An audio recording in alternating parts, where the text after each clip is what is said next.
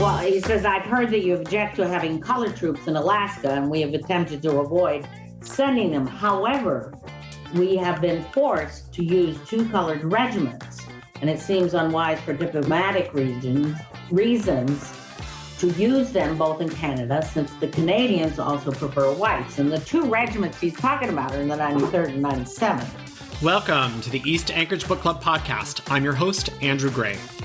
The 1,500-mile Alaska-Canada highway from Dawson Creek, British Columbia to Delta Junction, Alaska, was constructed in just 8 months in 1942. The story of the insanely difficult conditions experienced by the 10,000 Army soldiers is a compelling one, but the story of the 3,600 African American soldiers who were segregated and exposed to even more challenging conditions is a less well-known one. Christine McClure and her husband Dennis published their first book on the construction of the Alcan called We Fought the Road in 2017. Christine had discovered her father's trove of letters to her mother that he had written during his time with the 93rd Regiment. Her father had been one of the 40 white officers who oversaw the 1,200 African-American enlisted service members in that regiment. Today, we discuss that first book. Dennis McClure sadly passed away in September 2021. This interview took place via Zoom from Chris's home in South Carolina. Chris McClure, welcome to the podcast. Thank you. Let's talk about the history of the Alcan Highway. We'll get to why it was what were the conditions that led to its initial construction in 1942. But prior to that, there had been proposals to build that highway.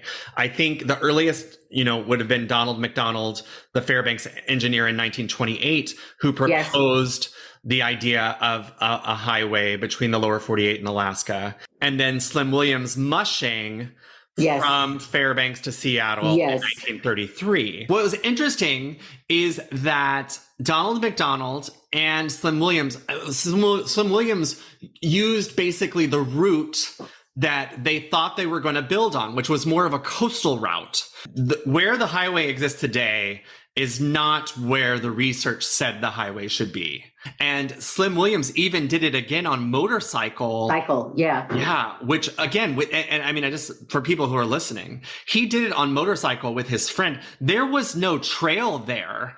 They were basically, he was doing the same route that he'd mushed in 1933, but essentially they were having to cut down trees and sort of make an impromptu bridge and carry the motorcycles through. It's just another really, really crazy story. It seems so unpleasant. Like just seeing that there's some old, You have to realize too, all of the First Nations during this time had hunting trails. So they were like little ribbons through all the territory of Alaska and Canada. Right. And then you had dog sleds, delivering packages or mails. And then you had the Edson Trail down in Dawson Creek where wagons started out and then got bogged down. So there were many different avenues that could have ended up being a road. And during the formation of the committee that involved both Canada and the United States, I think there were 5 suggested routes, I believe. Right. You actually reported there was 4. There were 4 suggested routes that the Army had to choose from, and the Army chose a 5th. They basically, in true Army fashion, on the spur of the moment, drew a new line and said, this is what we're going to do, because, and we can talk about that, because they wanted to basically just connect the Northwest staging route, which were the airfields that they had placed because it was World War II and they were getting, sort of revved up in case they needed aircraft to be taking off from there. That is very true. But prior to that, Canada was in World War II. Right, because Canada preceded us. Yes. They were already building these airfields. Right. Fort St. John, Watson Lake. And so the Army, true to form, the big U.S. Army says, no, we should make the Northwest staging route because now we can use the airfields for supplies. Right. And that's how they chose it. Yes, you are absolutely correct. Right. And then I guess let's talk about the impetus. So basically, there had been all of this talk of a possible highway, the need for a highway. And from the very beginning, I think there was discussion about the strategic importance of the location of Alaska. And, prior to World War II, there was talk of having some sort of land-based supply line to Alaska just in case. Pearl Harbor was, really the lightning rod that Yes. that kind of spurred Washington D.C. to say, we've got to get something going now. But prior to that, people had already talked about this need. So it wasn't coming out of thin air. No. And you had, at Haines, you had a small group of soldiers there, and also a small group of soldiers at Fort Richardson. And there were many other outposts. Plus, they laid the telephone lines. I cannot think of his name. It's Mitchell, the pilot, that suggested that Alaska is very important. It's the future. Yeah, no, I know who you're talking about, General Mitchell. Yes, that's right. Mitchell. Yes, Billy Mitchell. And he was the one that said we should start paying attention with Alaska in its strategic location and the Aleutians. And he was also involved in laying the lines, the telegraph lines. Mm-hmm. So they basically drew this fifth route, which connected the airfields. Yes. Not airfield, I mean landing strips that were kind of built. That's exactly right. And none of them had any kind of radar or anything. It's just, just a dirt landing strip. Right. And they approved that at lightning speed. Sturtevant, who was, I guess, can you talk a little bit about him and his role? I had kind of misread it because he gets mentioned in your book early on, and then he gets mentioned again at the end in sort of a negative light. When I was going back and reviewing for the interview, I was like, oh, he did a lot of stuff early on. So he really was sort of the supervisor from the beginning, General Sturtevant, correct? Yes, he was. And he had a boss named Rybold. But his involvement occurred, the rush to get this done occurred after Pearl Harbor happened. Right. And not only did the Pearl Harbor happen, they looked at the Aleutian chain and it said, it's 630 miles from the Carlisle Islands. But what people, the president or Sturtevant or even Colonel Hogue at the time did not realize that the Aleutian Islands were not stepping stones to get to the islands. It is very difficult and rough islands. They're volcanic. They have willy-waws. All of this it's not going to be a problem. And I didn't think the Japanese would even land there, but they could not risk it. And because they had outposts, very small outposts, and because of the 15,000 miles of the coastline was undefended, they convinced Roosevelt we need a road. Right. We got to do it now. Right. And so essentially the road was planned. Money was allocated. All of that happened between in the first couple of months of 1942. That's correct. That's exactly correct. And then soldiers were arriving at Dawson Creek in March. I mean, by March. So almost. Yes, Colonel Engel's regiment, the 35th. However, prior to that, in February, Poe brought Ingalls and his quartermaster and started researching what exactly is it going to take to build this road. And even Les Cook flew him around, and he just looked at the landscape and said, we need more than 4 regiments. And he says, I don't know how I'm going to do it. He complained that all the maps that they had were National Geographic maps. So right. Yeah, they didn't have accurate maps. That's correct.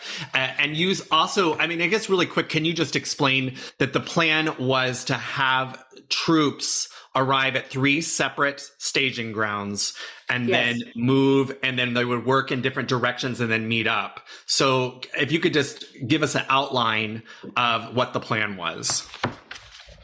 They wanted the 35th, the White Regiment, to land in Dawson Creek and then travel across Peace River to Fort Nelson by Easter. And then the other 2 regiments that landed at Dawson Creek was the 341st White Regiment and the 95th. In the middle section, which starts in Skagway, they had the 18th Regiment White arrived first and then went on to Whitehorse. And then you had the 340th White Regiment and the 93rd Black Regiment come in next. And the 93rd Regiment was your dad's? Yes. And it was a black... He was an officer, a white officer, overseeing the black enlisted soldiers in that regiment. Correct. There were about 40 of those white officers. The final regiment is the 97th. And they came in on Valdez, but they didn't have any backup at all as far as white engineers were concerned. And so Sturtevant made the decision to send the PRA, which is our contractors. Right. The Public Road Association. Yes. Public up there to he had planned that they would lead the building of the highway in the northern section and the 97th would follow. And that did not occur. But those were the 3 points of entry into this construction project of the 1,1600 mile road that they had to build from Dawson Creek to Delta, Alaska. And we've mentioned it, we've touched on it, but just to be clear, so there was about 10,000 soldiers that were deployed to build this road.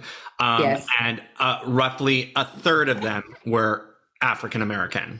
Yeah, about 3,600. The use of black soldiers was not without controversy at the time. We've mentioned General Sturtevant. There's some talk of him talking with Buckner.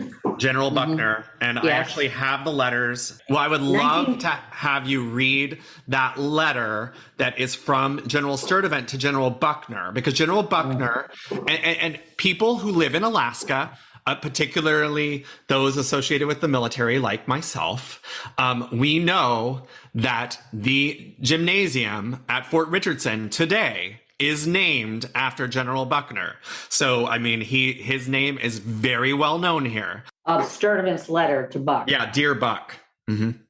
Well, he says, I've heard that you object to having colored troops in Alaska, and we have attempted to avoid sending them. However, we have been forced to use 2 colored regiments, and it seems unwise for diplomatic reasons to use them both in Canada, since the Canadians also prefer whites. And the 2 regiments he's talking about are the 93rd and 97th.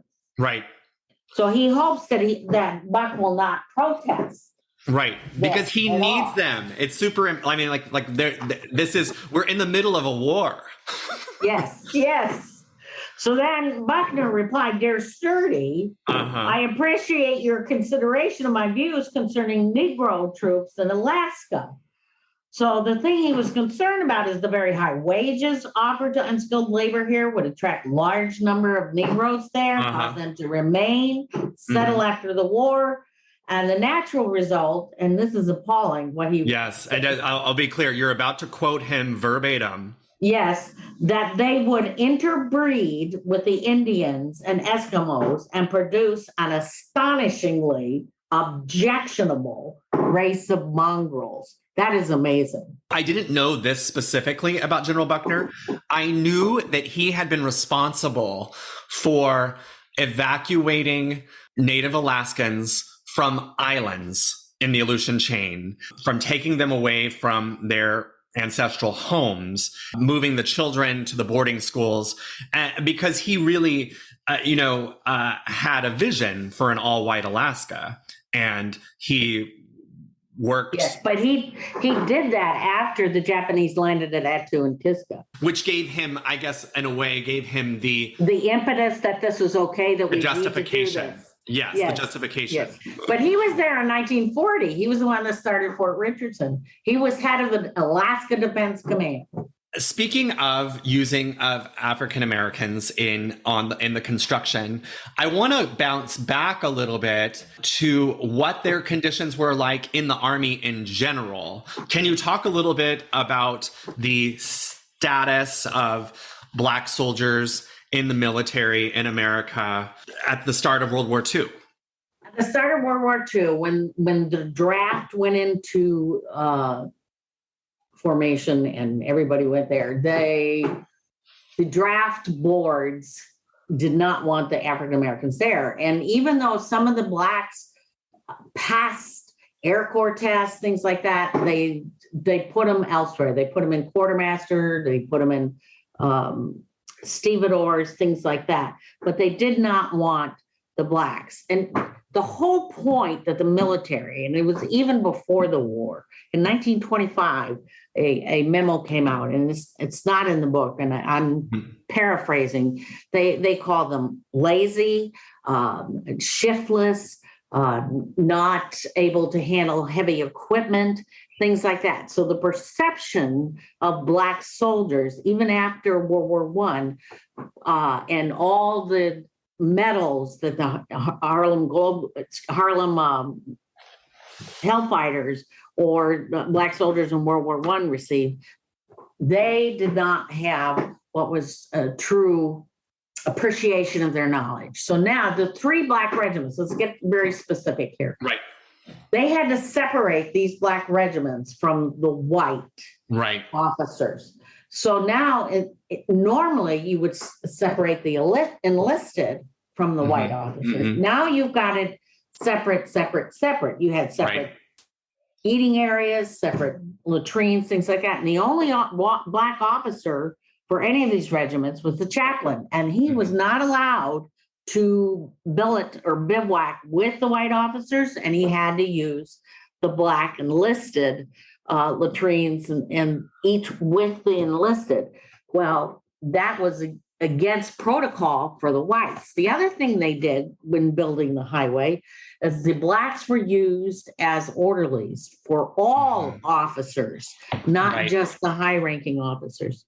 So on the highway, the Blacks, like in Skagway, when the 93rd arrived, the Skagway is a 10 square mile town. They have maybe 300 or 500 people there that are residents. So in order to get Blacks into the local theater to watch a movie, they had to somehow get them all at once there and then move them back away, and they're separate from the airfield where they were camped. And which you quoted some of the Black soldiers talking about how that was the first time they had seen a movie from downstairs.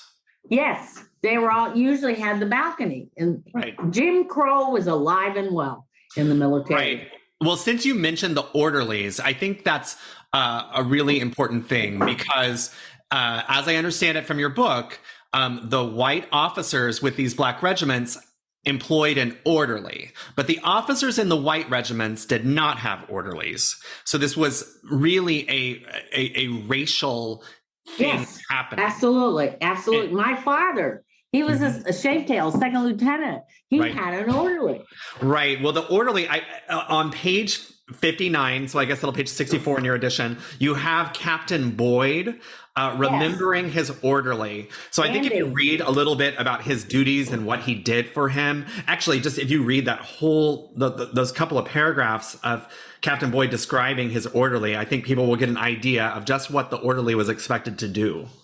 His name was Leroy, and his duties included care of all my gear, airing my bedding, washing my clothes, taking care of the officer's lantern and latrine, acting as waiter for the officers, washing our dishes, keeping our tent policed, and wash my pan clean.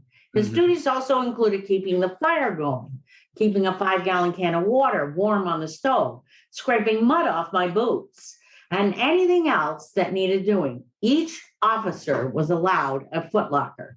I jumped Leroy because my underwear, they were getting ragged looking. I discovered that I had worn only 2 pair all the time. Leroy washed them every time I changed and put them back on top in the footlocker. I don't know how I would have gotten along without Leroy. I mean, This is less than 100 years after the Civil War. Yes. And, and you made a point early on in the book of talking about how with the Black regiments, the military made a conscious decision to use officers from the South because they thought they knew them, yes. how to handle Negroes. Yes. And I think another important thing to remember is, we talk about how the Black regiments on the highway had some difficulties that the white regiments didn't have. But when on page 12, early on in your book, you discuss the conditions of the Black troops back in the lower 48, specifically in Louisiana at Camp Claiborne. All of the camps, whether it was Claiborne or whether it was Fort Camp Livingston, all Blacks lived at the back of the camp, and it was just very mud-ridden, rat-ridden, snakes, everything. Yeah. When you look at it and you think, oh, they're forced to endure these, terrible conditions on the highway, they were forced to endure terrible, positions back at home. And it was really about the Army's rules enforcing Jim Crow rules. Exactly, because everything had to be separate but equal. Right. And I think the point you make a good one of in the book is that constructing a latrine was one of the most difficult projects that they had to do every night whenever they camped. They had to build these latrines and they had to dig through the permafrost or figure out a way to try to create a latrine that would work in these very challenging conditions. But the Black regiments had to build 2 of them every night because the white officers one for the could whites not. And one for the Blacks. Yes. Yeah, it's really, really sad. So let's move on to talking about some of the difficulties that they all encountered. So these people, all of them, most of them had never constructed a road before. So you have all of these troops, 10,000 of them, who have arrived to build a road, and they're not really sure what they're doing. And most of them are from warmer parts of the world and don't know how to do what they're doing. So when they arrived early on in the spring, it was prior to the thaw. That was a very calculated decision because they wanted them to be able to get across some lakes and rivers before they thawed. You have to remember that this road is like 1,000 miles. So Dawson Creek's temperatures are different from Skagway's versus Valdez. Right. But during the winter, when the white troops arrived at Dawson Creek, it was like 34 below zero. Everything was frozen. You couldn't put tent pegs in. And then they had to take their bulldozers across the frozen river and on to Fort St. John and Fort Nelson. And these guys did not have the clothing to withstand the cold and eat. And they cried. They were so cold. They did several things to give them food. And within this 300 mile, every 100 miles, there was a rest area, if you will. The Blacks who arrived in Skagway, again, it's still cold. It's April. There were no spring flowers in April. Right. Well, and I want to really quickly just mention that because of General Buckner's fear that Black soldiers would learn about the high wages at ports and want to get jobs there, he did not allow them to be near the ports. So those Black regiments, the soldiers arriving in Skagway weren't allowed to unload the ships. They had to move, out of that port area. And that was a really annoying thing for, the other leadership, is that they weren't able to use the Black regiments to unload their own equipment. A lot of that is true, but the specificity about that is General Hogue knew the 93rd. Envision this. The people living in Skagway, you have the 340th Regiment, 1,200 men, and you have the 93rd, 1,200 Black men, all in that very, very small community. Right. And at the time, Skagway had like 600 people. It was a small town. Right. And it's 10 square miles. And nobody wanted Blacks there. So as soon as the Blacks landed in Skagway, General Hogue says, get on the train, get on the White Pass and Yukon Railroad, and you go to Carcross and build that 70-mile road. But there were 10 or 12 blacks that remained back at Skagway to help unload things. Okay. The 97th was worse. Buckner was closer to the 97th. The 97th was up. They were up in Valdez. Mm-hmm. So they were told, the officers of the 97th were told that the blacks could not unload. Well, they had to. They had about 35 men, black men, unloading until a National Guard regiment, a white National Guard regiment, came to unload things. But they too moved them out of the town very, very quickly, 19 miles down the road. Those two regiments, the 93rd and 97th, Buckner had control over. The rest of them, Colonel O'Connor did, which was the southern sector commander, did some amazing things against the blacks. There had been a lot of research done on routes that should have been used and how the Army just drew their own and basically went sort of rogue in this particular issue at Charlie Lake, where they decide that this is in May. So the spring thaw has happened. The lake is water. They're dealing with tons of mud. They're having a really big issue of moving their equipment forward. So they think, well, what we'll do is we'll use pontoons to take this equipment across this lake. And get it there more quickly, and we don't have to deal with all this mud, the muskeg that they were having to try to push stuff through. Talk a little bit about what happened there. Colonel Lane was the commander, and this group of soldiers, the 341st, were very inexperienced.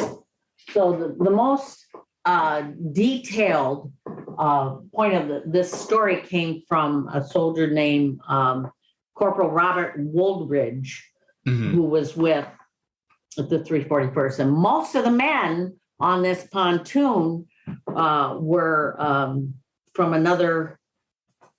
the Signal Corps, I think, or something like that. But anyway, there was a lot of officers. Yeah, there was a radio car, a Caterpillar, not a D8, maybe a D74, and a lot of gas cans. And there were only 8 inches out of the water across Charlie Lake. And Charlie Lake was known to have storms where the waves and the wind came up. Well, it happened. And Major Turvey and a Lieutenant Hargis were inside that radio car keeping warm. And so Major Turvey said, let's head for the shore. And as soon as he turned against the waves, it sunk the pontoon raft.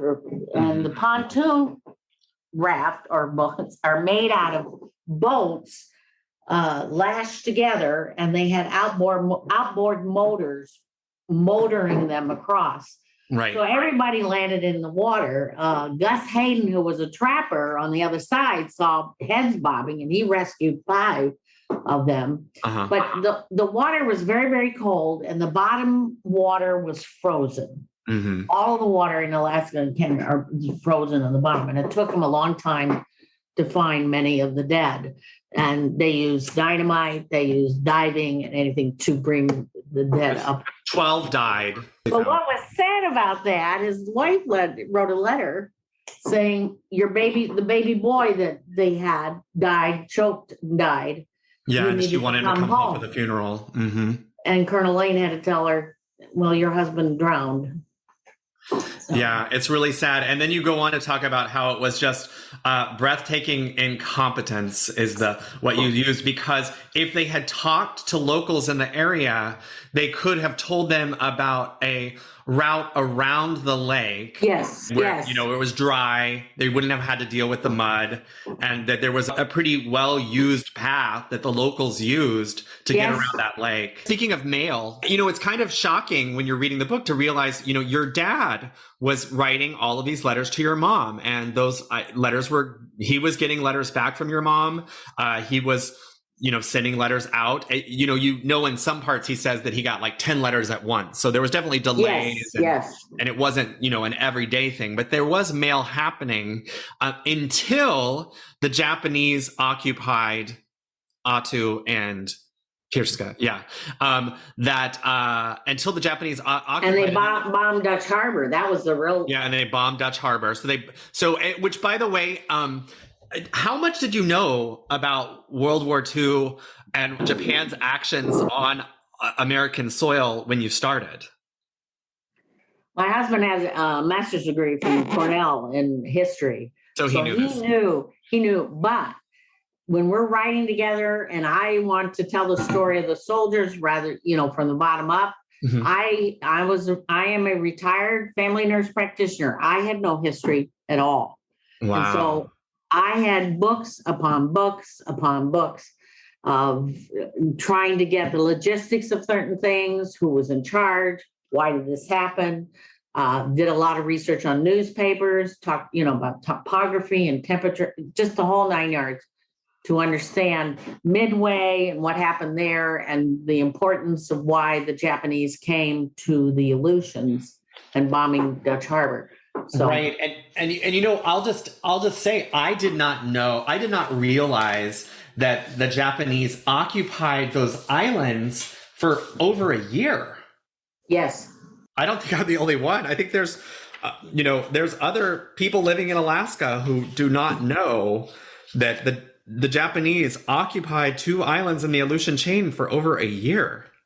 The best book to read is Garfield's book on that, The 1,000-Mile War. And we battled I think it was the following year, fought on Attu. The American soldiers fought to get the Japanese off of there. Right. They left on their own, but there was a horrendous, horrible battle with a lot of loss of life. Your dad, at the end, so I'm kind of jumping ahead, but your dad did a leave and met your mom in Seattle and they got married. So basically the courtship was happening through all these letters that happened while he was constructing the road. And then he had to go back, and then his regiment was moved to the Aleutians, and he didn't see your mom for 2.5 years. Yeah. His regiment was divided. He was one half of it was at Colby, the other half was at Unmac. Let's talk about mail. Let's talk about mail. Black soldiers. Mm-hmm. Black soldiers, many of them did not know how to read or write. So those who did know how to read or write wrote letters to their family. And Edward Carroll, who was the chaplain of the 95th, made it mandatory for his troops to write home once a week. So they worked together to do that. But mail being delivered was difficult, not only because of Dutch Harbor and then shutting down all the mail lines and supply lines for a while, thinking that we were going to be attacked, but they moved every 3 days. So it took a while for this to get caught up. Did you interview any soldiers in real life? Yes. Who did you get to interview? Samuel Hargroves of Virginia. Mm-hmm. And he was with the 93rd. And Leonard Larkins was the 93rd. Leonard Larkins, as far as I know, is still alive. He's over 103 years old. Wow. And then I interviewed Mortimer Squires in New Orleans. And Mortimer Squires was part of the regimental motor pool, which my dad worked with. Okay, so he knew your dad. Because at one point that you made, maybe in their introduction, was that your dad actually never really commented on the fact that he was a white officer in a Black regiment. That was really not explored, his feelings about that, what that meant to him. And I was curious if you got any information from doing that firsthand interview with the man from the motor pool. You do relay the story of your dad's father being racist and not wanting your dad to play in the baseball game in Maryland, where it was the white all-star team against the Black all-star team. And there was the comment that your dad wrote on the back of the photograph from Thanksgiving. Yes. Seated at the table. Yeah, go ahead and tell that story. Everybody has asked me, how did your dad deal with racism? How did your dad deal with the Blacks? And I answer him the best I know how, that all of them. I said, if you knew my father during his high school and the baseball game with the Black team and the white team, and his father forbidding my dad to go and play shortstop in that game, and literally walking out on the field, grabbing my father by the ear and taking him off the field. And then realized that in 1942, during Thanksgiving and his motor pool, I don't know, forget how many men are there, but there were 3 white guys that were working, white officers working in the motor pool. And my dad was sitting there, and I wish I had the photo, but he describes it as he's white, and then all these black faces are surrounding him. And he wrote to his dad on the back of that photo and said, "Let me see you get me out of this one." Mm-hmm. So that to me explains his beliefs of black versus white was very much a culture of the time, but he wasn't truly a racist. He taught him how to drive bulldozers. He taught him, how to do other things, how to fix things. He was a mechanical engineer. I want to talk about bulldozers. Each regiment got 20. Each regiment got 20. Oh, 20 D8s. And there were 7 total, so that would have been 140 bulldozers. But I guess the thing that was shocking for me, and you mentioned it, was the 200 gallons of diesel a day it took to power these bulldozers. And then on page 113, you talked about the bulldozer going into the mud. The guy knocks it into reverse. He's trying to get out as fast as he can. The bulldozer starts sinking. He's got to run, go get help, because basically they need another bulldozer to pull a bulldozer out. Right. That's that Devil's Swamp. Yeah, Devil's Swamp. And when they get back, it's gone. Yes. And they stick a 10-foot pole down, and they can't even touch it with a 10-foot pole. No. And can you imagine, that's just one incident where these bulldozers sunk in the Muskeg. Yeah. And how many are still down there under that road? Right. I mean, and you think how difficult it was to get the bulldozer there in the first place, how much fuel they're having to carry to power these things. And then some of them are just disappearing. It's really, really, really, I mean, it just shows what an amazingly expensive operation building that road was. The fuel was carried in 55-gallon drums, and they loaded in back of deuce and a halves, and they would have what I would call a gas station where all these, and there are pictures of thousands of these barrels of fuel. Mm-hmm. And they would carry their jerry cans, their 5-gallon jerry cans, and pour it into whatever was needed. But the bulldozer, the D8 bulldozer, made a swath of about 20 feet. It operated at 5 miles an hour, and guys would sleep next to all of them, black or white, would sleep next to their bulldozers because they had to keep them running because of the cold weather. And it was the warmth helped them. They set up their pump pit. Let's tell the story of the Secani Chief River Bridge. Okay. So this is in the southern section of the highway. Yes. The 341st is the white regiment that's leading the way.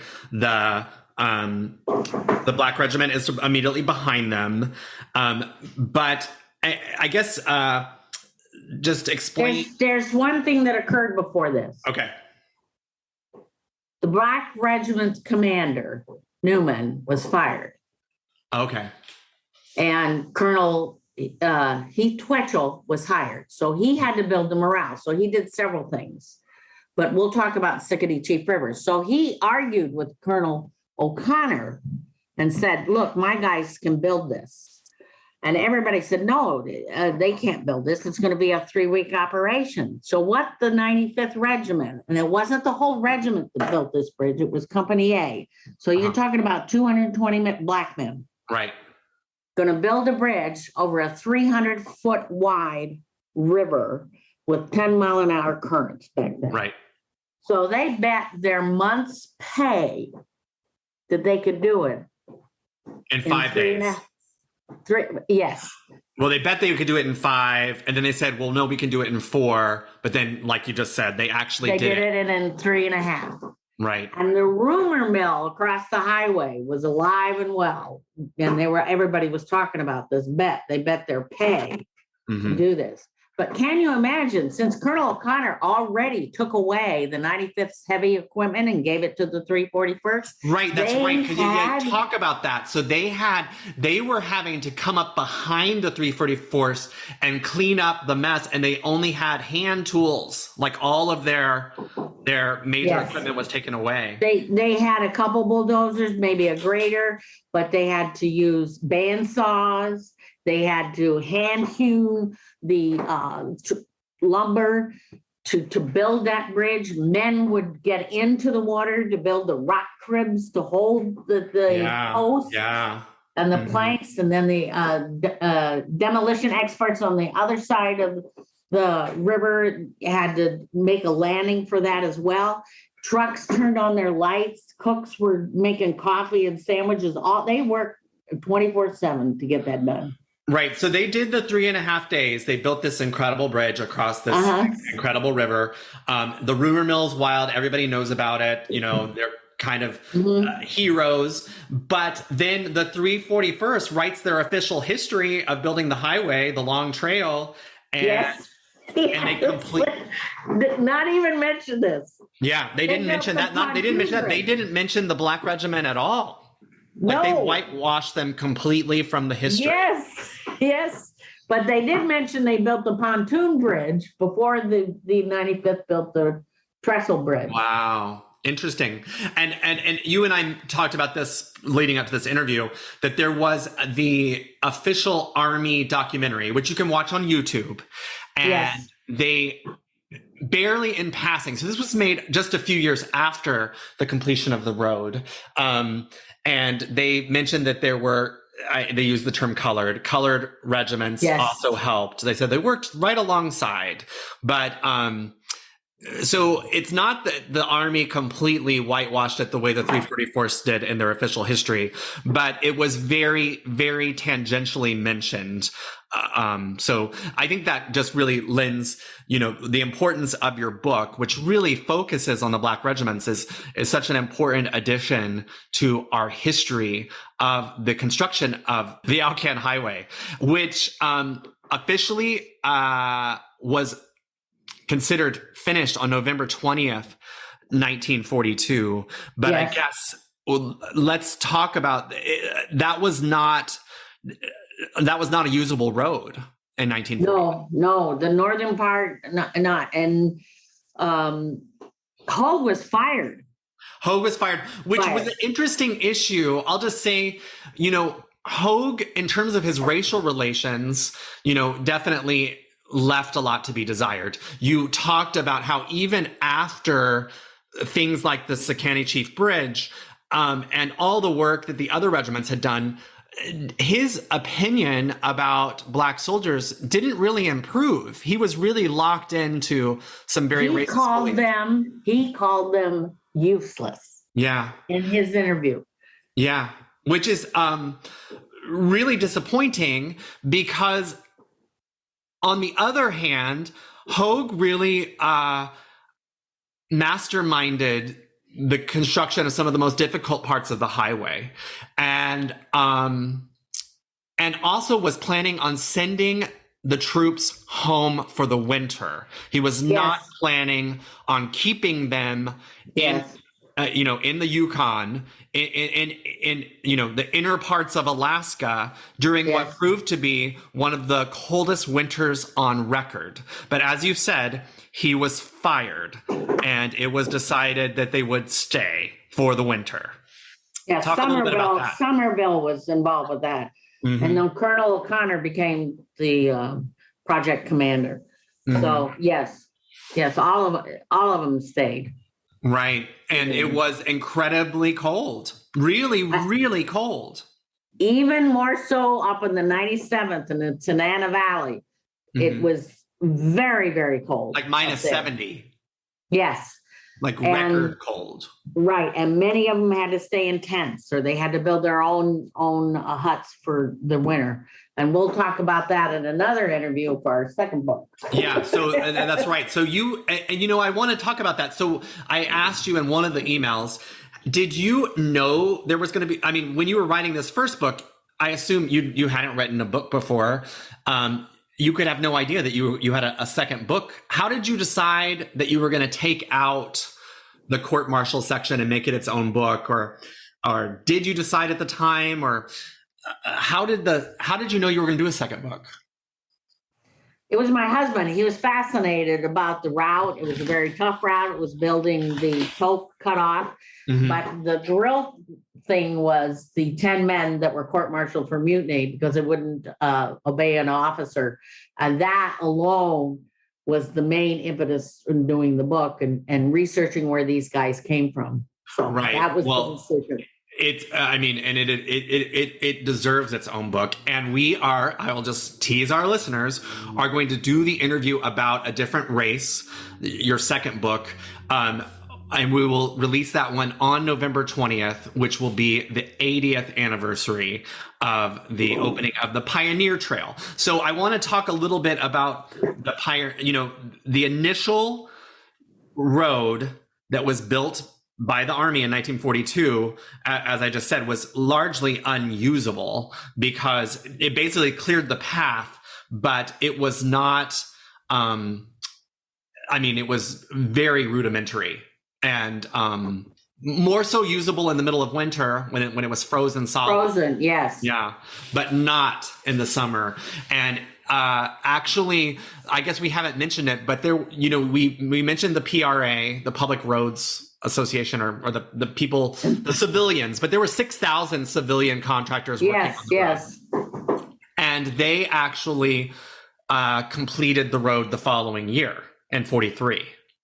Yes, they straightened it out, finished things. They also helped keep it open during the winter, except for the north, it was very difficult to keep open. You got to remember the Thompson Pass closed, so there was no avenue to bring in supplies from Valdez.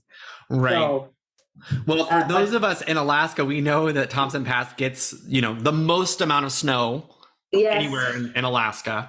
So it's very common. It's a difficult area to keep open, even in 2022, even nowadays. Yes.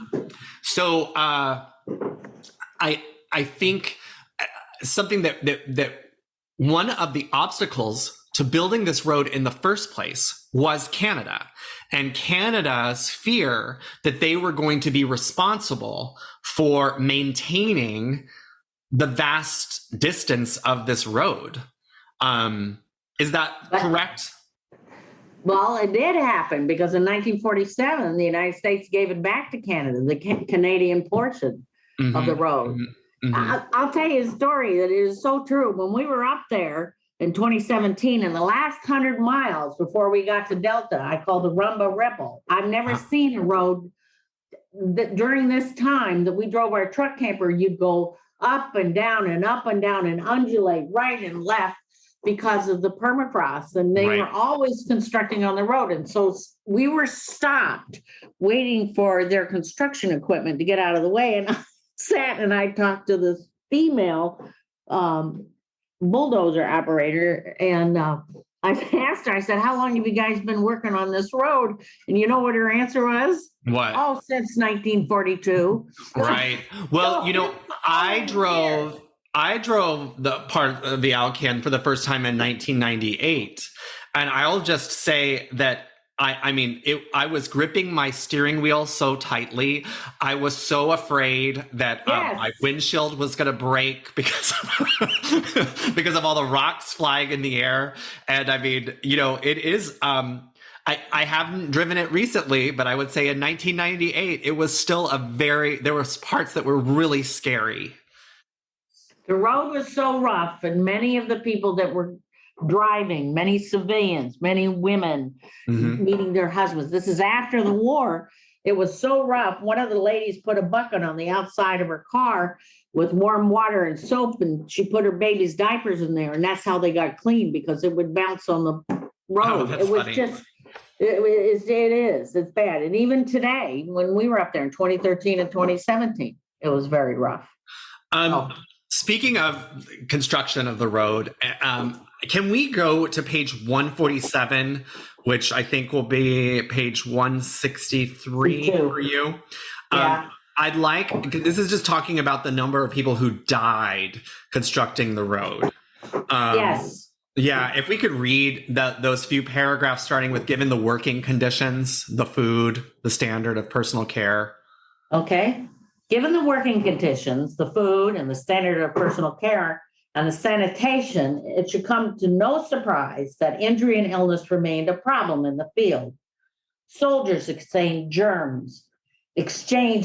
germs with the local population and more often with one another. Everybody experienced dysentery and some jaundice. The dangerous work lacerated skin and fractured bones on a regular basis. The soldiers drove vehicles with cannibalized parts, sometimes without brakes. They patched broken tools together with wire, tape, and ingenuity. They worked brutal hours, swinging axes, felling trees, piloting vehicles through mud and along steep mountainsides. Soldiers at war, they got wounded. And in the most dramatic cases, they died. On August 9th, First Lieutenant Small of the 18th wrecked his Jeep as men found his body back broken under the Jeep. 2 soldiers in the 35th died when they rolled their grader over a bank. A cook in the 340th torched himself by pouring gas on a lit stove burner. He died en route to the hospital. Tech Sergeant Max Richardson of the 340th died in his wrecked truck. An unknown officer, probably a second lieutenant, training his men to field strip a machine gun, accidentally shot Staff Sergeant Whitfield of the 340th. Regimental histories, interviews, memoirs, and letters contain examples of death on the highway. There are no exhaustive records. The 3 black regiments were ghosts in this as well. Black men made the ultimate sacrifice, but their deaths are largely absent from the fragmented history of death on the highway. Yeah, it's a lot. I mean, I think, I wonder sometimes if today someone were to propose building a 1,500-mile highway, doing it from scratch, how long would it take us to build a road like that? And I think I'm not exaggerating to say there's no way on earth that we could do it in 6 months. It was 8 months. Yeah. Yeah. 8 months, 8 months to build 1,500 months. Yeah. It's just an incredible feat that I'm not sure that people truly appreciate just how fast it happened. It was not open to civilians until 1947. Correct. And at that time, it was all gravel. Yes. Yeah. And I guess to finish up, do you think your book writing days are over? No, I'm working on a 3rd book. Oh, really? Can you tell us anything about that? But not about the highway. I'm a nurse. No, I'm a nurse. So I told my husband I wanted to research the flight nurses in World War II. So I'm writing a book, working title, Keep Them Alive. And it's about the 802 squadron of flight nurses that landed with the soldiers on Operation Torch in Africa and then went up through Sicily and Italy. How old were you when you wrote We Fought the Road? When was it? We Fought the Road. I guess you published it. I was born in 1947. Okay. So 2017 is when it was published. So 2017. So you were almost 70 years old when. Yes. So I guess the thing is that I think it's inspirational that because you never really thought of yourself as an author or a book writer. No. Yeah. And so in your 60s is when you really started researching the first book. And now here you are, 15 years later, writing an historical novel. It really is, I think, an inspirational thing for our listeners to know that, you can decide to do this anytime. Right. Yes. And it's possible. And it's such an important gift that you've given us with the 2 books. And I'm really looking forward to talking to you about a different race. Thank you so much for being here today. You're welcome. McClure. I'm really grateful, and I look forward to talking to you more soon. Thank you. Big thanks to Corey Coolidge for making this podcast listenable. Please check out his YouTube channel, Anchorage Life, and his website, anchoragelife.net, about life here in Anchorage. Also, thank you to you, our listeners. If you like what you heard, please subscribe, rate, and review us. Next week, Alaskan political operative Weiji Totsi on the best ways that volunteers can help political campaigns. Please tune in.